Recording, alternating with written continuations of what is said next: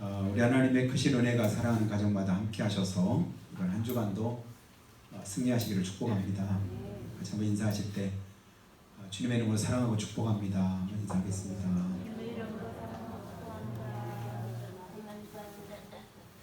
미끄러운데 어떻게 잘 오셨습니다. 많이 못 오실 줄 알았습니다. 어제 눈이 와서 어떻게 하나 걱정하다가 그래도 조금 왔을 때 뭐 치워놔야 되겠다 해서 눈을 올 들어서 처음으로 눈을 한번 밀어봤어요. 운동삼아 밀었는데 그래도 크게 어렵지 않았습니다. 저녁 때 보니까 또 와서 또 밀었습니다. 그때는 조금 힘들더라고요. 그리고 교회에서 한참 있다가 또 집으로 가는데 보니까 또 내려서 또 덮여있네. 그때는 조금 힘들었습니다. 새벽에 보니까 또 내렸더라고요. 여러 번 반복하려니까 쉽진 않았는데 그래도 주일이라서 어쩔 수 없이 했는데 그래도 하나님의 은혜로 오늘 기온이 많이 오르고 그래도 크게 어렵지 않게 이렇게 나올 수 있게 해주셔서 감사하고요. 또 우리 정태진 집사님이 차운행하시느라고 애를 썼을 텐데 하나님의 은혜가 함께 하실 줄로 믿습니다. 여러분, 사람은 아무 의미 없이 태어난 사람이 없는 줄로 믿습니다. 하나님의 선하신 목적을 가지고 태어났다고 믿습니다. 내 존재의 가치가 어디 있는가를 여러분 내가 생각할 때 내 삶의 의미가 달라집니다. 그냥 버려진 존재라고 생각할 때 그 삶의 가치를 별로 느끼지 못하지요. 그런데 하나님께서 날 사랑하셔서 하나님의 형상대로 빚어주셨고 특별히 하나님의 아들이신 예수님을 나를 위해서 이 땅에 보내주셨다. 그리고 내 대신 내 죄를 지고 십자가에서 대신해서 죽으셨다. 이게 누구 얘기죠? 하나님께서 우리를 향한 하나님의 사랑의 이야기입니다. 다른 사람에 관한 얘기가 아니라 바로 내 얘기가 되어야 될 줄로 믿습니다. 믿음은 뭐냐면 하나님과 나와의 1대1의 관계 속에서 우리가 생각해야 될 그런 이제 진리인데 믿음 자체를 우리는 자꾸만 다른 것에서 평가할 때가 많아요. 지금 이 나라가, 교회가, 누군가가 물론 그럴 수 있지만 그보다 더 중요한 것은 그럼 나는 하나님 앞에 어떤 모습인가? 여러분, 다른 사람들이 아무리 어떻든지 간에 내가 중요한 거예요. 내가 하나님 앞에 어떻게 있느냐가 이게 중요한 거예요. 내 믿음이 하나님 앞에 어떤 믿음이냐가 중요할 줄로 믿습니다.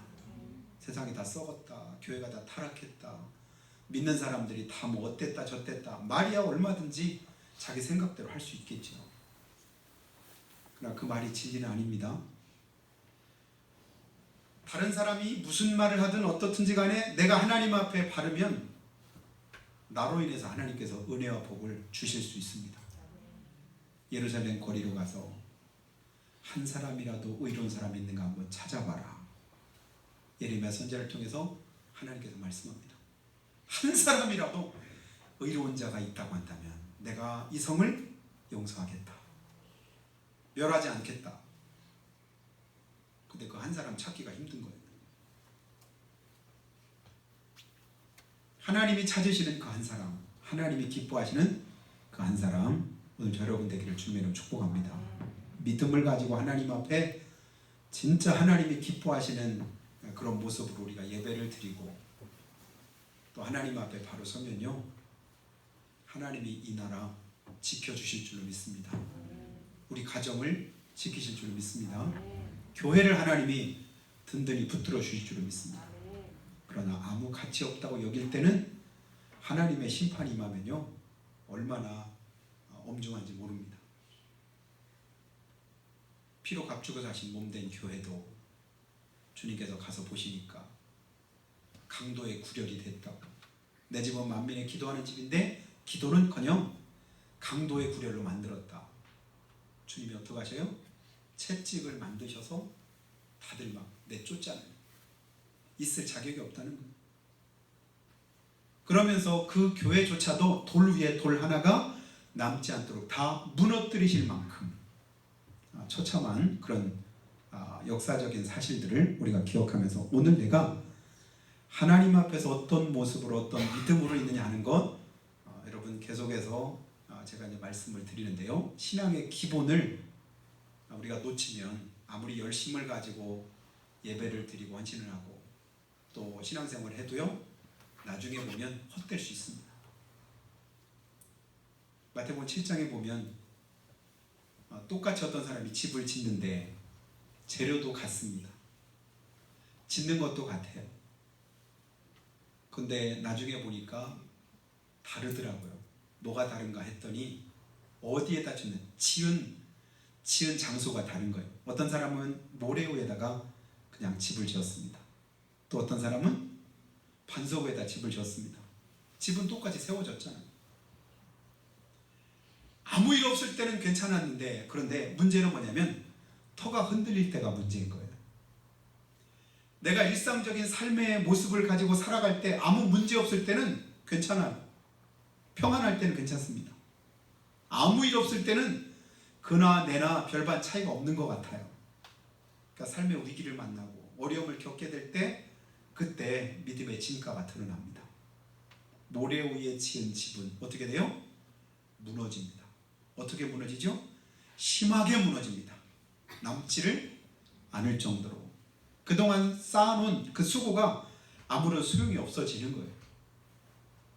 그러나 반석 위에 지은 그 집은 든든해서 전혀 무너지지 않더라. 근데 예수님께서는 뭐라고 말씀하냐? 누가 더 지혜로운 자냐? 반석 위에 집을 짓는 자가 지혜로운 자다. 그 반석이 누구시죠? 예수님인 줄 믿습니다. 믿음의 반석은 예수님. 그래서 주는 그리스도시요 살아계신 하나님의 아들이십니다. 이 믿음의 고백 위에 우리의 신앙관을 가지고 신앙을 담아야 되죠. 다른 것 가지고 거기다가 기초를 쌓으면 안 돼요. 교회 가니까 병 났더라, 교회 가니까 잘 된다더라, 복 받더라, 마음이 편안해지더라, 여러 가지 그냥 저절로 따라오는 문제 가지고 얘기하지 말고 실질적인 문제는 예수님이 내 삶의 신앙의 기본이 되어지고 그 위에다가 신앙 생활을 우리가 하나씩 해 나가다 보면 거기에 하나님의 은혜도 있고 축복도 임하게 되는 것을 봅니다. 여러분 생명은 있는데 심장 뛰는 소리도 안 들리고 숨소리도 전혀 느낄 수가 없다고 한다면 누가 그 사람을 생명이 있다고 말할 수 있을까요? 분명히 죽은 건 아닌데 심장도 안 뛰어요. 숨소리도 안 들려요. 일시적으로는 살았다고 말할 수 있겠죠. 그러나 사는 것이 아닙니다. 그래서 어떤 분이 그렇게 물어보더라고요. 죽은 듯이 자는 사람이 있고 자는 듯이 죽은 사람이 있는데 여러분 머릿속을 한번 잘 생각해 보세요. 1번이 뭐냐면 죽은 듯이 자는 사람이에요. 2번은 자는 듯이 죽은 사람이에요. 누가 더 살아있는 사람 같을까요? 1번입니까? 2번입니까? 네?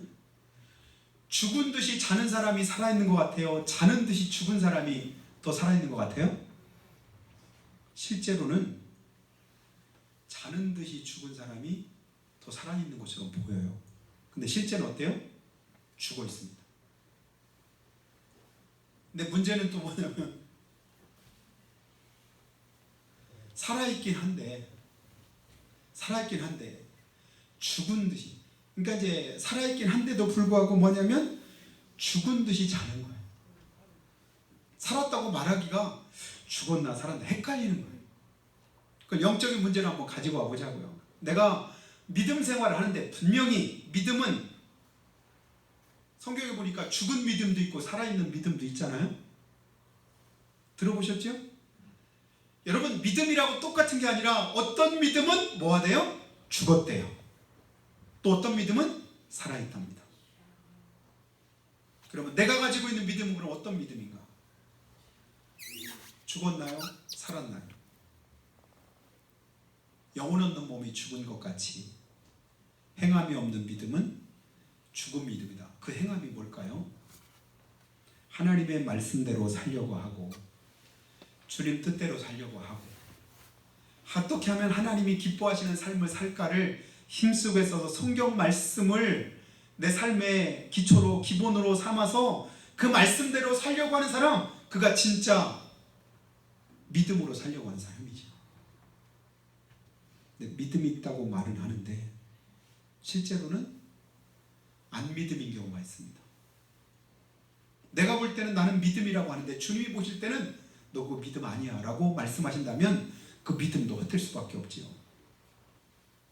갈라디아서 5장 24절 보니까요, 그리스도 예수의 사람들은 육체와 함께 그 정과 욕심을 십자가에 못 박았느니라. 그리스도 예수의 사람들 누구예요? 믿고 구원받은 하나님의 자녀들입니다. 그리스도 예수의 사람들은 그 정과 욕심을 뭐 했대요? 십자가에 못 박았다. 그런데 여전히 내 속에서 정과 욕심이 계속해서 나를 이끌어가고 있고 나를 좌지우지한다고 한다면 나는 정과 욕심이 죽은 사람이 아니죠. 다시 말하면 정과 욕심이 죽지 않은 사람은 그리스도 예수의 사람이 아닙니다. 그리스도의 영이 그 속에 계시지 않으면 그 사람은 뭐한 사람이래요? 구원받은 사람이 아니래요. 그리스도의 영이 너희 안에 없으면 너희가 하나님의 자녀가 아니랍니다. 이런 믿음을 우리가 깊이 있게 잘 생각하면 내가 진짜 구원 얻을 믿음을 가지고 있나? 천국 들어갈 믿음 가지고 있나? 하나님이 보실 때 너 진짜 믿음이 있다라고 말씀하실 수 있는 인정될 만한 그런 믿음이 있는가? 여러분 수시로 한번 점검을 해봐야 될 줄로 믿습니다. 내 믿음 진짜인가? 내가 가지고 있는 이 믿음이 진짜 하나님이 보실 때 진짜 믿음이라고 여겨주실 수 있을까? 예수님은 나의 구주시고 나의 하나님이신데 육체와 함께 정과 욕심을 십자가에 못 박은 사람이 그리스도의 사람이라고 할 때 진짜 남들이 볼 때도 내가 그렇게 보이는 사람인가? 예수 믿는 사람들이 이렇게 욕심이 이렇게 많은지 모르겠어. 예수 믿는 사람들이 이렇게 독한지 모르겠어. 예수 믿는 사람들이 어떻게 이렇게 정직하지 못한지 모르겠어. 아니 예수 믿는 사람들이 어떻게 여러분 어디 가서 내가 예수 믿는 사람입니다라고 자신 있게 떳떳하게 여러분 밝힐 수 있습니까? 그렇게 해본 지가 한참 된 것 같은 그런 생각이 가끔 들어요. 예전에 운전을 하다가 음주 단속을 하느라고 음주 이렇게 하려고 이렇게 체크하려고 할 때 있고, 또 이제 하다가 어떻게 잘못해서 뭐 신호등을 안 지키려고 한 게 아니라 어떻게 하다 보니까 나도 모르게 어떻게 실수해가지고 또 그런 경우도 있고, 몇 번 경찰한테 잡힌 적이 있었어요. 예전에. 근데 경찰이 붙잡고 나서 딱 하면서 내가 목사다 뭐다 얘기도 안 하고 차에 뭐 이렇게 교회 이름이 적힌 것도 아니고, 근데 목사님이세요? 네. 인사하고 나니까 가시죠. 이러는 거예요. 제가 한 3번 정도는 경험을 했던 것 같아요. 음주 단속을 하려고 하다가도 불려가면 그냥 통과하세요. 근데 요즘에는 어떤 분은 그래요. 음주 단속 요즘에도 그런지 모르겠는데 하려고 하면 목사야. 근데 무슨 단속하려고 해. 그냥 한번 불면 되는데 그거 안 불고 얘기하면 보세요. 그러면 더 불라고 하더라고요. 그러니까 사회 속에서 우리가 그만큼 영향력이 약해졌다는 얘기죠. 예전에 우리가 신앙생활 때 예수 믿는 사람 그게 보증수표였습니다. 믿는 사람 그럴 리가 없지. 그러니까 누가 보든 안 보든 간에 그렇게 여기든 여기지 않든 간에 예수 믿는 사람들은 이런 사람이다. 그래서 예수 믿는 사람의 그런 모습이 있었잖아요. 오늘날은 그런 모습 자체도 별로 없어진 것 같아요. 왜냐하면 헷갈려요. 믿는 사람인지 안 믿는 사람인지 세상과 우리가 가지고 있는 신앙생활하는 그런 모습과 별반 다를 바가 없는 모습들이 많이 있다는 얘기입니다. 문제 아니겠어요? 그것이 우리가 영적으로 그만큼 약해지고 또 하나님 보실 때 구별되지 못한 그런 삶을 살고 있다고 하는 증거이기도 합니다. 안타까운 생각이 드는데요. 우리가 하나님 앞에서 믿음으로 살고 하나님의 뜻대로 살고 기뻐하시는 그런 모습으로 살기를 힘쓰는 저 여러분이 되시기를 주님의 이름으로 축복합니다. 성경 속 백만장자들의 7가지 비밀이라고 하는 책이 있는데요. 거기 보니까 그들이 가졌던 첫 번째 비밀이 있는데 뭐냐면 7가지 비밀 가운데요. 그 첫 번째 비밀이 그들은 하나님을 가장 중요한 재산으로 삼았다. 이게 성경 속에 나타난 백만장자들이 가졌던 7가지 비밀 중에 첫 번째랍니다. 성경에 보면 백만장자들 나오잖아요. 아브라함, 다윗, 욥, 양이 몇천 마리에다가 뭐가 몇천 마리, 몇 마리. 오늘날은 말해 백만장자인데, 근데 그들의 공통적인 그런 모습들을 보니까 먼저 가장 중요한 것을 하나님을 가장 중요한 재산으로 삼았더라. 오늘 우리는 어떤 모습인가 다시 한번 생각해 봅니다. 그들은 하나님을 사랑하는 것을 첫 번째로 삼았고 무엇보다도 하나님을 최고의 우선순위에 뒀더라. 돈 버는 일에, 또 출세하는 일에, 명예를 얻는 일에, 세상적인 어떤 가치를 추구하는 일에 그렇게 우선순위에 둔 것이 아니라 하나님을 최고의 우선순위에 뒀더니 나중에 보니까 하나님의 은혜로 백만장자가 돼 있더라. 이렇게 이제 성경을 이제 해석을 하고 있습니다. 예수 믿는 사람들은 분명히 믿지 않는 사람들과는 다른 삶이 있다고 믿습니다. 세상 사람들이 돈을 추구할 때 예수님의 사람은 하나님 나라를 그래도 꿈꾸면서 삽니다. 세상 사람들이 승진에 목말라 할 때 예수님의 사람은 승진보다도 하나님을 더 목말라 합니다. 목마른 사슴 시냇물을 찾아 헤매듯이 사람들 모두가 무엇을 먹을까, 무엇을 마실까, 무엇을 입을까에 관심 가질 때 예수님의 사람은 영혼 깊숙한 곳에서 하나님을 갈망합니다. 여러분 어떻게 이 말이 그냥 자연스럽게 들리나요? 어색하게 들리시나요? 믿음은 이렇고 예수 믿는 사람은 이렇다라고 할 때 그것이 당연하지라고 전에는 생각했는데 오늘날은 보면 이것이 좀 제가 말을 이렇게 책에 있는 걸 이렇게 읽으면서도 이게 조금 어색한 그런 부분도 있다 이렇게 느낄 만큼 그만큼 우리가 세속화된 그런 모습을 우리가 가지고 살아갑니다. 여러분 죄악된 세상에서 믿음을 지키고 사는 게 생각처럼 쉽지만은 않죠. 여러분 믿음으로 사는 거 쉬워요? 어려워요? 쉽습니까? 어렵습니까? 그 질문이 어렵죠. 답은 쉬운데 믿음으로 살려고 하나님의 뜻대로 살려고 하는데도 불구하고 내 마음대로 쉽지 않을 때가 있는 것 같아요. 매일매일 죄와 싸우면서 하나님의 말씀대로 살아가는 일이 어렵게 느껴질 때도 있습니다. 그럼에도 불구하고 하나님 우리에게 어떤 삶을 요구하시냐면요, 어려울수록 힘들수록 더더욱 하나님의 말씀대로 믿음으로 살기를 주님이 원하십니다. 그 삶을 주님께서 기뻐하십니다. 그리고 그 삶에 하나님의 은혜와 복을 약속하셨습니다. 오늘 말씀 보면요 7절 한번 보시죠. 같이 한번 읽겠습니다. 시작. 스스로 속이지 말라. 하나님은 업신여김을 받지 아니하시나니 사람이 무엇으로 심든지 그대로 거두리라. 스스로 속이지 말라. 스스로 너 믿음 있는 척하지 마라 이 얘기예요. 진실한 척하지 마라 그 얘기입니다. 가장하지 말라는 거예요. 왜냐하면 하나님이 다 아십니다. 다 보십니다. 다 기억하십니다.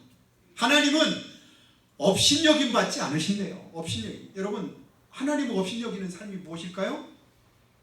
겉과 속이 다른 거죠. 이중적인 삶입니다. 믿음 있으면 그냥 믿음 있는 모습으로 사는 거예요. 없으면 없는 모습 그대로 가지고 주님 앞에 나오는 거예요. 바리새인들이 책망받은 이유가 뭘까요? 겉으로 볼 때는 그럴듯한 거예요. 근데 실제 속으로 보니까 예수님 보시니까 그 영혼의 상태가 어떻다고요? 회칠한 무덤 같습니다. 속은 푹푹 썩어요. 냄새가 나는 거예요. 겉을 보니까 멀쩡한 것 같고 번지르르한데 그 속 중심은 그렇지 않은 거예요. 근데 세리와 죄인들은 누가 봐도 죄인이에요. 누가 봐도 손가락질 받을 만한 사람들이었습니다. 그런데 가장하지 않았어요. 그 모습 그대로 주님 앞에 가지고 나왔습니다. 그리고 감히 고개도 들지 못하고 그냥 근사하게 거룩하시고 찬송받으시 합당하시고 영원부터 영원까지 이런 미사여구 전혀 사용하지 않고 그냥 엎드려서 눈물로 하나님 앞에 부르짖습니다. 그냥 기도합니다. 달막달막 하는 거예요. 입술만. 왜냐하면 차마 기도하는 것 자체도 하나님 앞에 황송해서. 근데 하나님이 누구를 더 의롭게 여기셨대요? 세리와 죄인들을 더 의롭게 여기셨답니다. 무엇 때문이죠? 세리와 죄인들이 얼마나 진실했겠습니까? 얼마나 의로운 삶을 살았겠어요? 여전히 세리고 죄인이잖아요. 근데 그 모습 가지고 그대로 주님 앞에 나왔습니다. 바리새인은 너희는 회칠한 무덤 같다.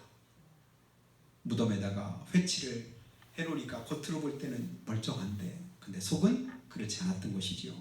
그렇지 않은 것처럼 가장하지 말고 그런 것처럼 하지 말고 내 모습 그대로를 주님 앞에 보여라. 여러분 예배 가운데 주님 앞에 나올 때는요 내 모습을 그대로 주님 앞에 내려놓는 시간입니다. 내 속 폐부 시험을 내 심정을 주님 앞에 그대로 토할 때 주님이 나를 다 아시잖아요. 보시잖아요. 그리고 내 모습 그대로를 하나님께서 받으시고 영광을 얻으시기를 주님이 원하십니다. 이렇게 주를 위해서 믿음으로 살고 주님 뜻대로 살고 하나님이 기뻐하시는 삶을 살려고 했던 많은 믿음의 사람들이 성경 안에 있는데요. 근데 주님은 계속해서 업신여김 받지 않으시고 사람이 무엇으로 심든지 그대로 거둔다. 심은 것 거둔다. 말한 대로 된다.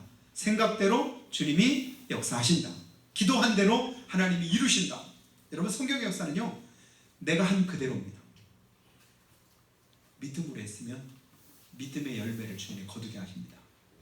불신앙으로 했으면요 그 불신앙 때문에 하나님이 주시는 그런 은혜를 우리가 거둘 수가 없습니다. 무엇으로 심든지 어떻게 거둬요? 그대로 거둔다. 믿는 분만 아멘. 믿으십니까? 그렇다면 주님 앞에 우리가 두렵고 떨림이 있어야 됩니다. 무엇으로 심든지 그대로 거둔다? 근데 우리는 심는 건 별로 좋은 거 안 심어놓고 나서 거두기는 좋은 열매를 우리가 기대할 때가 많이 있는데 그것도 잘못되지 않나요? 그래서 예를 들어서 8절에 이렇게 말씀해요. 8절도 한번 보세요. 자기의 육체를 위해서 심는 자는 육체로부터 썩어질 것 거두고 성령으로 해서 심는 자는 성령으로부터 영생을 거두리라. 여러분 자기 육체를 위해서 심는 자 거기서 거두는 게 있습니다. 뭐 거둔대요? 육체로부터 거두는데 뭘 거둬요? 썩어질 것을 거둔답니다. 썩어질 것. 여러분 기껏 심어놓고 썩어질 것 거두고 싶은 사람이 있을까요? 육체로 심는 것들은 결국은 썩어질 것임을 믿으시기 바라요. 내가 심는 것이 진짜로 가치 있는 것인지 의미가 있는 것인지 진짜 후회가 없을 만한 그런 삶의 모습인지를 한 번 더 생각해 보면 진짜 우리의 삶에 후회가 그만큼 줄어들 것 같습니다. 근데 열심은 가졌는데 애는 쓰는데 나중에 보니까 썩어질 것만 잔뜩 걷어가지고 있다고 한다면 그 사람 어리석은 사람이지요. 가끔 세상에 이런 일에 그런 부분들 많이 나오잖아요. 의외로 그런 사람들이 많더라고요. 집안 가득히 뭘 채우나요? 쓰레기를 갖다가 잔뜩 채워놨더라고요. 왜 그렇게 채우냐 그랬더니 나중에 이거 자기 자신 물려주려고 한대. 그거 팔아가지고. 보니까 그 집이 도심지에 있어가지고 몇 억 하는 비싼 집이더라고요.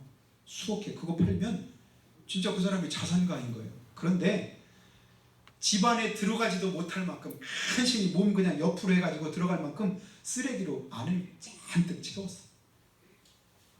정상적인 눈으로 볼 때는 참 그처럼 한심하고 답답할 일이 없죠. 근데 그 사람 눈에 볼 때는 그게 그렇게 귀하게 보이는 거예요. 이거 매일같이 몇십 년 동안 계속해서 이렇게 채웠다는 거예요. 결국 아무 쓸모 없는 것이지요. 주님이 우리의 삶을 보실 때도 내가 생각하는 것하고 주님이 보시는 것하고 다르면 주님 보실 때 안타깝게 여기실 줄 압니다. 육체로부터 썩어질 것 거둘 거다. 그런데 소망적인 것은 뭐냐면 그 다음 말씀이죠. 성령으로 위해서 심는 자는 성령으로부터 영생을 거두리라. 신앙생활이 뭐예요? 전자입니까? 후자입니까? 육체로 해서 심는 자예요? 아니면 성령으로 해서 심는 자예요? 신앙생활은 성령으로 해서 심는 삶입니다. 종교 생활은 앞에 거죠. 자기 육체를 위해서 심는 거예요. 자기 일신을 위해서, 하는 일이 잘 되기 위해서, 오로지 자기 이익만을 위해서 종교 생활을 합니다. 나라 민족을 위해서 기도하고, 이 나라가 또 자기 모든 사람들이 다 평안하기 위해서 기도하고, 이렇게 눈물로 기도하고 매일같이 부르짖는 사람들, 누가 부르짖나요? 예수 믿는 우리가 부르짖지요. 나라와 민족을 가장 걱정하고 가장 많이 염려하는 사람들 누구예요? 저는 우리 예수 믿는 사람이라고 믿습니다. 하나님, 이 나라와 이 민족을 지켜주시옵소서. 제가 가난하고 힘들고 헐벗고 굶주리고 핍박받고 어려움 가운데 있는 그런 민족들도 하나님 불쌍히 여겨주시옵소서. 그들을 불쌍히 여기고 긍휼히 여기는 마음, 누구 마음이 우리에게 있기 때문이죠? 주님 마음이 내 안에 있기 때문에 그거 위해서 기도합니다. 그래서 성령으로 해서 심을 때 성령으로부터 영생을 거두게 될진데, 근데 그게 결코 쉽지 않은 거예요. 그래서 그 다음 말씀이 있습니다. 9절 보면 우리가 선을 행하되 낙심하지 말지니, 포기하지 않으면, 우리가 선을 행하되 낙심하지 말지니, 포기하지 않으면 때가 이름에 거두리라. 선을 행하는 게 뭘까요? 바로 성령대로, 믿음대로 사는 삶을 선이라고 말합니다. 이 세상 어디에도 선한 것이 없습니다. 그렇게 거룩한 줄 알았는데, 그렇게 정결한 줄 알았는데, 그렇게 존경받을 만한 사람인 줄 알았는데, 알고 보면 그렇지 않은 모습들이 얼마나 많은가 모릅니다. 근데 하나님 보실 때는 이 땅에는 거룩한 곳이 없습니다. 선한 것이 없습니다. 그래서 하나님의 말씀이, 하나님의 뜻이 온전히 선할진대, 그래서 주님은 뭐라고 말씀해요? 하나님의 선하시고 기뻐하시고 온전하신 뜻이 무엇인가 분별해라. 하나님의 그 선하신 뜻대로 살고자 할 때 그것이 선한 삶인데, 그렇게 살려고 하니까 힘든 거예요. 어려운 거예요. 믿음으로 살기가, 구별되게 살기가, 나 혼자만 그렇게 하기가 진짜 힘들고 어려운데, 그런데도 그렇게 믿음을 내가 끝까지 지키려고 할 때 하나님은 나를 귀하게 보십니다. 내 편을 들어주십니다. 내게 은혜를 부어주시지요. 선을 행하되 뭐하지 말래요? 낙심하지 말랍니다. 여러분, 믿음으로 사는 걸 포기하지 마시기 바래요. 하나님 앞에서 신앙생활 열심히, 힘들고 피곤하고 지치고 어려워서 더 이상 하기 싫어도 그래도 그 일을 계속 하시기 바랍니다. 때가 있대요. 어느 때요? 주님이 갚으시는 때가 있습니다. 열매 맺게 하시는 때가 있습니다. 하나님이 말씀하신 그대로 거두게 하시는 그때가 있습니다. 선을 행하되 낙심하지 말지니 피곤하지 않으면, 포기하지 않으면 때가 이름에 거두리라. 그리고 시편 126편 5절과 6절에도요, 눈물을 흘리며 씨를 뿌리는 자는 기쁨으로 거두리로다. 울며 씨를 뿌리러 나가는 자는 정녕 기쁨으로 그 단을 거두고 돌아오리로다. 눈물을 흘릴지언정, 힘들고 어려울지언정 하나님 앞에 간절하게 기도하고 또 부르짖어서라도 하나님의 선한 일들을 이런 포기하지 말고 끝까지 행하시기를 바랍니다. 선하게 살고 착하게 살고 믿음으로 살고 하나님의 뜻대로 사는 것을 포기하지 말기를 주님으로 축복합니다. 나는 하나님의 사람이니까, 난 하나님의 자녀니까, 하나님이 내게 이 일을 맡겨주셨으니까, 하나님께서 이것을 기뻐하시니까 나는 이 일을 피곤하다고 힘들다고 어렵다고 절대 포기할 수 없어. 계속해서 일을 행할 거야. 그와 같이 행할 때 주님이 그 일을 기뻐하셔요. 이런 믿음 때문에 고난당한, 또 핍박당한, 순교한 많은 그런 사람들이 성경 안에 있습니다. 어떤 분은 이사야 선지자처럼 톱으로 켜서 순교했어요. 하나님의 말씀을 전하다가 머릿속에 생각만 해도 이거 진짜 너무 힘들고 어려운 일이에요.